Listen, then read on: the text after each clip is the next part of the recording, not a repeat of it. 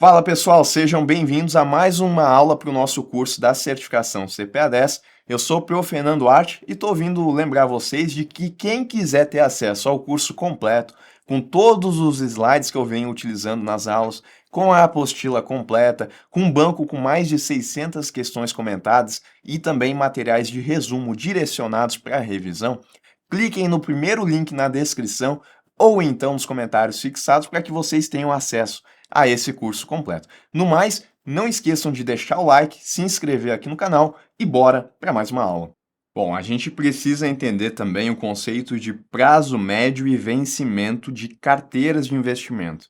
Para isso, então, primeiro a gente conceitua o que é a média.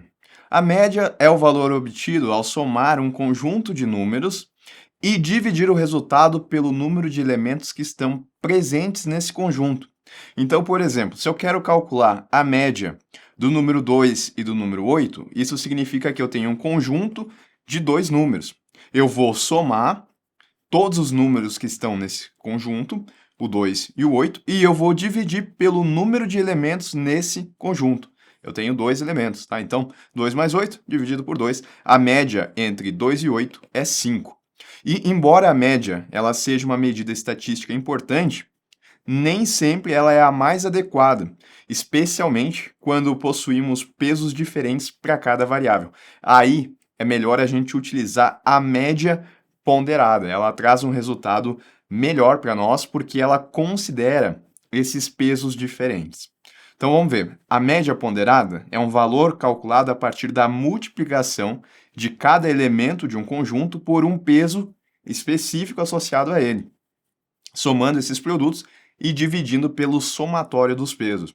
Então, voltando ao nosso exemplo, pense que 2 e 8 foram notas que você tirou em duas provas e que você precisa garantir uma média 6 para passar. Se a gente utilizasse a média comum, teria reprovado na prova, não é? Porque a gente precisa de uma média 6, a gente tirou uma média 5. Mas e agora?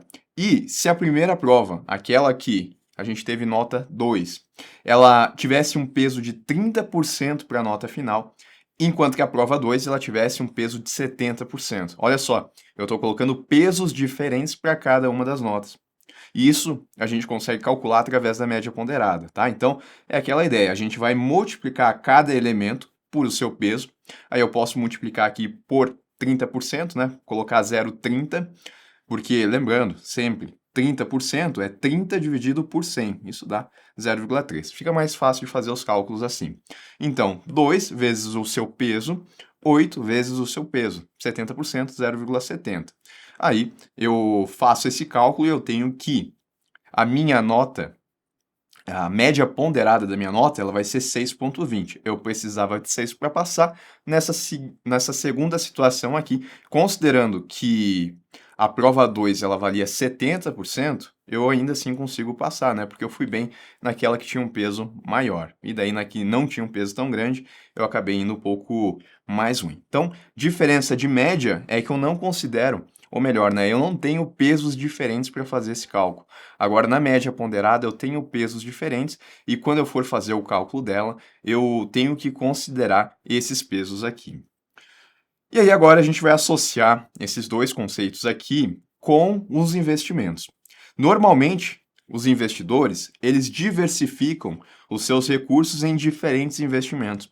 Então a pessoa ela vai lá investir, o que é comum acontecer? Ela coloca parte dos seus dinheiros em CDB, partes em fundos de investimento, em LCI, LCA, ela vai fazendo uma diversificação dos seus investimentos. Quando a gente soma, não digo nem somar, quando a gente pega todos os investimentos que essa pessoa ela tem, a gente pode agrupar isso no que a gente chama de uma carteira de investimentos.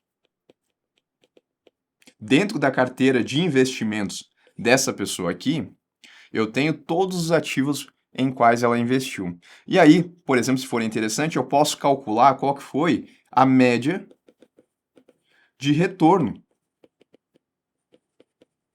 da carteira de investimentos e não de um ativo em específico. Posso fazer isso através do conceito de carteira, tá? E aí como é que eu vou ter que fazer? Bom, eu vou ter que levar em consideração o quanto que a pessoa ela colocou em cada um desses ativos. Em outras palavras, a gente vai ter que usar a média ponderada para fazer esse cálculo, tá? Bom, vamos lá. O investidor ele pode ter aplicado parte de seu dinheiro em um título A e parte em um título B. CDB aqui, fundo de investimento aqui, por exemplo, tá? Ou CDB aqui, LCI aqui. E para a gente exemplificar, então, a gente vai considerar que a carteira desse investidor tem dois títulos, tá? Título A e título B, é isso. Comumente, cada título de investimento possui um prazo de vencimento. Sim, tirando quando a gente coloca em depósito à vista, nas outras situações a gente não tem um. Aliás, nas outras situações a gente tem um prazo de vencimento. Eu vou colocar no CDB aqui, eu vou ter que deixar esse dinheiro aplicado por 1 ano, 2 anos, mais, menos, depende do título que eu peguei.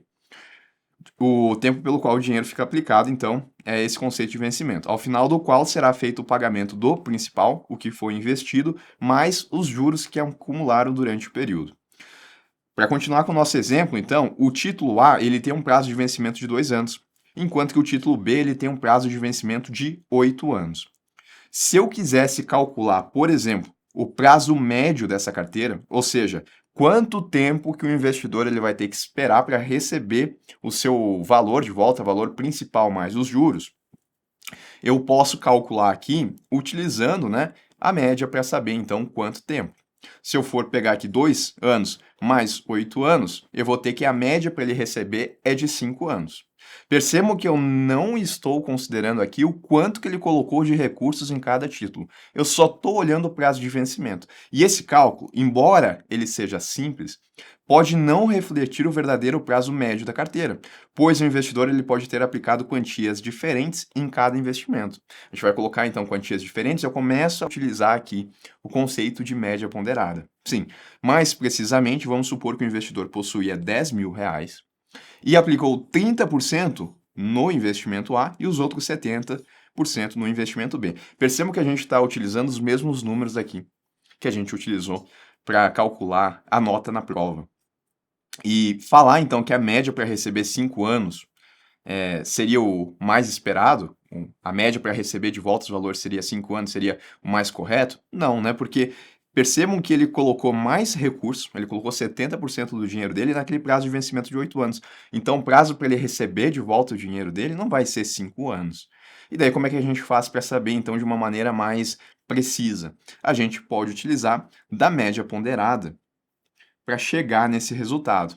Daí a gente vai fazer que nem a gente fez aqui com as notas, só que a diferença é que agora a gente está considerando, então, qual que foi o total de recursos que esse investidor colocou em cada um dos ativos. Ele colocou 3 mil no ativo A e ele colocou 7 mil no ativo B. E aqui a gente está considerando, então, olha só, eu estou multiplicando aqui pelo prazo de vencimento, que é 2 anos, tá? E aqui, 8 anos. Poderia também, ao invés de ter utilizado aqui 3 mil, eu poderia ter utilizado 0,3, que corresponde a 30% do que ele tem. Também chegaria no cálculo da mesma forma, só que ao invés de usar 10 mil reais aqui, daí eu teria que usar que é de 100%. Tá? Então, depende como que eu vou montar esse cálculo aqui. Aqui eu usei em termos percentuais, né? Ou melhor, eu peguei o percentual e depois eu fiz a divisão. Eu usei em números decimais. E aí, se eu estou fazendo dessa forma, é porque eu vou considerar 100%. 100% é a mesma coisa que 100 dividido por 100, eu tenho que chegar em 1, e eu tenho que colocar 1 aqui. Se eu tivesse feito assim, eu também poderia ter feito 2 vezes 30 mais 8 vezes 70. Dividido, só que daí eu não poderia usar 1, eu teria que usar 100 de 100%. Então, a forma como eu vou montar o cálculo aqui vai me dizer como é que eu vou ter que colocar o denominador. Aqui eu utilizei em reais, então eu tenho que colocar o total que aquele investidor tenha. Se eu fosse usar 0,30 e 0,70, aí aqui eu teria que usar 1, tá certo? Esse é um ponto importante. Bom, fazendo o cálculo aqui, né, o resultado vai ser o mesmo, porque a gente está falando dos mesmos ponderadores e também dos mesmos percentuais. Ou seja, o tempo médio para que esse investidor ele receba de volta o seu valor, todo o seu valor, todos os seus 10 mil reais, é de 6,2 anos. Ainda que ele receba de volta 3 mil reais e mais os rendimentos em 2 anos, porque esse cálculo acaba subindo justamente por conta do título B. Qual que é a conclusão que a gente tem que tirar daqui, então? Títulos que possuem maior representatividade ou seja, aqueles em que o investidor aplicou mais dinheiro, tendem a puxar o prazo da carteira para a data do seu vencimento. A gente ficou com um prazo de vencimento que ficou mais próximo da carteira B do que da carteira A, porque a gente tem mais dinheiro aplicado aqui. Esse é o ponto, então, que a gente tem que tirar de conclusão a respeito aqui do prazo médio de vencimento em relação a carteiras de investimento. E aí, nesse sentido, tá, tem alguns conceitos aqui que a gente tem que pegar também. Olha só, duration de Macaulay, ela representa uma média ponderada a valor presente do tempo que se espera para receber os juros mais o principal de um investimento de renda fixa, tá? Pensa o seguinte, o investidor colocou aqui 10 mil reais. E aí, a cada período de 6 meses, todos os semestres, ele está recebendo R$ 1.000 aqui na forma de cupons, que são esses pagamentos periódicos de juros. E lá no final ele vai receber o principal mais o último juros desse período aqui. Então, ele recebeu aqui 1.000, 2.000, 3.000, 4.000, 5.000, 6.000. Ele recebeu R$ 6.000 de juros. No total aqui, né, se a gente somar tudo que ele recebeu 16 dos dos 10 mil reais que ele aplicou. A duration ela vai nos dizer então qual que é o tempo médio que esse investidor ele vai ter que esperar para receber esse total de 16 mil reais. E aí a gente pode calcular isso, tá? Primeiro eu coloquei aqui numa tabela então como é que é esse fluxo. Eu tenho aqui os semestres, tenho os pagamentos dos cupons, tenho o principal que ele vai receber só lá no final e como é que está o fluxo de caixa desse investidor, tá? Então ele vai recebendo 1.000, 1.000, 1.000, 1.000 e depois 11 mil. Para a gente chegar então no prazo médio, que é o tempo que ele vai demorar em média para receber todo o valor aqui, a gente vem com essa tabela aqui e primeiro a gente vai trazer a valor presente cada um desses fluxos aqui de caixa, tá? Então a gente traz R$ 1.000 a valor presente, considerando uma taxa de desconto. Aqui a gente está considerando a taxa de desconto de 10% ao semestre. Então vai lá, R$ 1.000 traz a valor presente. Cada um, né, vai ter períodos diferentes aqui, né? Esse daqui vai estar mais próximo do início, mas os últimos cupons aqui eles vão estar mais longe, né? Então por isso que o valor aqui, a diferença vai ser maior. Então 1.000 dividido aqui a 10%, né? 1,10. Daí depois a gente vai fazer 1.000 dividido a 1,10 elevado na 2, depois na 3, na 4, na 5 e depois 11.000 dividido por 1,10 na 6, tá? E aí a gente consegue trazer todos a valor presente. A gente vai fazer a soma de tudo isso e, obviamente, quando a gente for fazer a soma, isso vai ser os 10 mil reais, que foi o que o investidor colocou, caso a taxa de desconto utilizada aqui seja a mesma taxa que está remunerando o fluxo, né? Se eu tivesse uma taxa de desconto aqui que fosse diferente, esse resultado aqui não seria de 10 mil reais. Isso porque o mercado pode estar praticando uma taxa de juros que seja diferente daquela que foi inicialmente contratuada, tá? Mas como aqui foi 10% ao semestre, eu tenho que a soma de cada um dos pagamentos a valor presente, né, vai dar o mesmo valor que foi investido inicialmente. Esse é o primeiro ponto, tá? Depois disso, a gente vai multiplicar cada semestre pelo seu correspondente e novamente a gente vai calcular o somatório desses valores. Tá? Então a gente vem aqui, valor presente, tá? A gente vai pegar o semestre e multiplicar por ele. Então 1 vezes 909, 2 vezes 826 e assim por diante, tá? E depois a gente pega e faz a soma. A soma, então, de todo esse resultado aqui deu 47.907,87 e eu vou ainda fazer a divisão da soma disso daqui com a soma do valor presente, tá? O resultado, então, vai me dar o prazo médio ponderado da carteira, que é de 4,79. Então, esse título aqui, da forma como a gente está enxergando, ele demora, em média, 4,79 semestres, porque a nossa unidade de tempo aqui é semestre, para retornar o valor investido e os juros. E isso a gente chama de duration do título, tá? Aproximadamente aí 2,40 anos. Então o investidor ele coloca 10 mil reais hoje e em média ele demora 2,40 anos para receber todo o valor aqui do título, né? Uma média ponderada porque a gente está considerando aí os diferentes retornos que ele está tendo ao longo da vigência do título, tá? A fórmula para encontrar a duration é essa coisinha aqui, tá? Mas é mais fácil fazer pela tabela. Pela tabela a gente consegue chegar mais rápido no resultado. Bom, da mesma forma que eu calculo a duration de um ativo financeiro, eu posso também calcular a duration de uma carteira de investimentos. E é a mesma ideia, tá? É a somatória dos prazos médios ponderados dos títulos que compõem essa carteira, ponderados pelo peso de cada título na carteira, considerando-se o valor presente de cada título e o valor presente da carteira. Então, olha só, para exemplificar, vamos considerar que uma carteira tem apenas dois títulos. O título A, que a gente acabou de ver e que possui esse prazo médio de 2,40 anos, e o título B, cujo comportamento é o seguinte, tá? Então, essa tabela aqui é do título B. A gente vai fazer a mesma coisa, a gente vai calcular o prazo médio ponderado aqui do nosso título, utilizando uma taxa de desconto, 6% ao semestre. Daí eu vou lá, trago então todos os fluxos de caixa aqui a valor presente, dividindo por essa taxa de desconto, faço o somatório. Percebam aqui que aqui eu já não tenho mais a mesma taxa de desconto que foi utilizada no momento de contratação desse título. Porque o investidor aqui, ele colocou R$ 3.000, mas quando eu faço o desconto por essa taxa aqui de 6% ao semestre, a soma deu só R$ 2.852,48. Em outras palavras, a taxa de desconto aqui ela é maior do que aquela que o investidor contratou quando ele pegou esse título B. Pode acontecer? Pode. Depende das condições de mercado, isso é o que a gente conhece como risco da taxa de juros. Depois a gente vai fazer cada semestre vezes o valor presente, vai fazer o somatório e aí a gente faz a divisão. Nesse caso aqui, tá, o investidor ele demora em média 5,31 semestres para receber o valor dele de volta. Isso dá mais ou menos 2,66 anos aproximadamente.